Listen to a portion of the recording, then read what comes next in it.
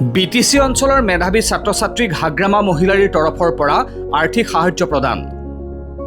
কৰ্ণাটক NITৰ তৃতীয় ষান্মাসিকৰ ছাত্ৰ টংলাৰ ধৰমচা বড়ো নামৰ ছাত্ৰগৰাকীৰ পঢ়াৰ খৰচৰ বাবে নগদ 3,50,000 টকা প্ৰদান কৰা হয় শনিবাৰে যুৱ BPFৰ সভাপতি ৰিঞ্জয় বড়ো আৰু ভেৰগাঁও উন্নয়ন খণ্ডৰ TCLCCৰ সভাপতি বিক্ৰম দৈমাৰীৰ নেতৃত্বত এটি সজাতি দলে ধৰমচা বড়োৰ পিতৃ মাতৃৰ হাতত অৰ্পণ কৰে এই ধনৰাশি।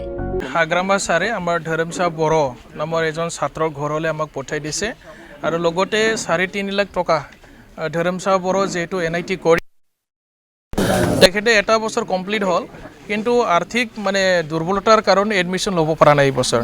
আৰু তেওঁৰ গাৰ্জেন তেওঁৰ মাকে তেওঁৰ সৰু এটা চাহ দোকান দিয়ে, কিন্তু চাহ দোকানৰ পইচাৰে এডমিশ্যন পইচাৰ কাৰণে নোজোৰে। আৰু দেউতাকে ৰোগী হয়, 10টা বছৰ ধৰি তেওঁ ষ্ট্ৰক বেমাৰত ভুগি আছিলে। আৰ্থিকভাৱে খুব দুৰ্বল এটা পৰিয়াল। তেওঁলোকৰ 2টা সন্তান আছে, এটা সন্তানক ইতিমধ্যে NITত এডমিশ্যন পাবলৈ সক্ষম হৈছে, কিন্তু আৰ্থিক দুৰ্বলতাৰ কাৰণে এডমিশ্যন ফিজ দিব পৰা নাই। চ' কথাটো হাগ্ৰামা ছাৰে মিডিয়াত দেখি পেলাই আপোনালোকে মিডিয়াৰ প্ৰচাৰ চলাইছিল, মিডিয়াত দেখি পেলাই সঁহাৰি জনালে আৰু আমাৰ ছাত্ৰৰ যিটো সপোন, এই সপোন যাতে বাস্তৱত তেখেতে সম্পূৰ্ণ কৰিব পাৰে, নিজৰ যিটো জীৱনৰ লক্ষ্য যাতে উপনীত হ'ব পাৰে, তাৰ কাৰণে হাগ্ৰামা ছাৰে ধৰমচা বড়ো নামৰ ছাত্ৰগৰাকীলৈ 3.5 লাখ টকা তেওঁলোকৰ মা দেউতাকৰ হাতত আজি আমি অৰ্পণ কৰিছোঁ। আৰু আশা কৰিম তেওঁৰ যিটো 4 বছৰীয়া কোৰ্চ NIT তেওঁ কমপ্লিট কৰি আহিবলৈ পাৰিব। ইতিমধ্যে 2টা ছেমিষ্টাৰ শেষ হৈছে ধৰমচা বড়োৰ। আমি আশা কৰিম টংলা অঞ্চলৰ এজন শিক্ষিত যুৱক হিচাপে তেখেতে এজন ইঞ্জিনিয়াৰ হিচাপে আমি 4 বছৰ পিছত আমি পাবলৈ সক্ষম হ'ম।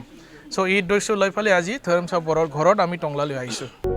উল্লেখযোগ্য যে ধৰমচাৰ পিতৃ 10 বছৰ পূৰ্বে হৃদৰোগত আক্ৰান্ত হৈ অসুস্থ হৈ থকাৰ পিছত মাতৃয়ে টংলা চহৰত এখন সৰু চাহৰ দোকান দি পৰিয়ালটো ভৰণ পোষণ দি অহাৰ লগতে পুত্ৰ আৰু কন্যাক পঢ়োৱাৰ দায়িত্ব লৈ আহিছিল।